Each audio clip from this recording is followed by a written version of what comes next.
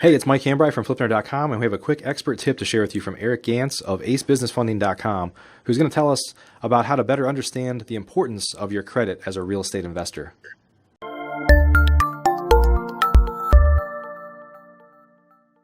This expert tip is sponsored by RealtyMogul.com, B2R Finance, and AceBusinessFunding.com. Day in and day out, what we do is we review credit reports and we look at people that are interested in getting funding. And it blows my mind how often people are just not aware of what's going on with their credit situation. We have a lot of people that come to us thinking their credit's great, and it actually for the most part is, but there's some blemishes on there that are preventing them from being able to qualify for not just our funding program, but for other types of financing that could really help them out in the end.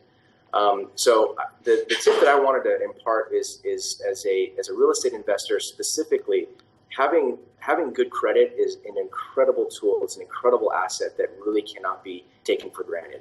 And so I would encourage everybody to have some sort of a credit monitoring service, and just pay that $20-$30 a month to make sure that there's no funky collections or liens and things like that are popping up on your credit. And make sure that nobody's taking advantage of your credit either, that there's no accounts that are getting opened without your knowledge, because it really becomes a nightmare. And you go from being able to qualify for a program and say maybe get $100,000 in funding to nothing. And simply because of a couple of things that were probably preventable had they been resolved proactively. So really understand the importance of credit and what it does for you as far as rate too. When you're qualifying for mortgages and things like that, your credit's going to determine what kind of a risk you are and therefore what rate you're paying. So it really does affect your bottom line more than people think.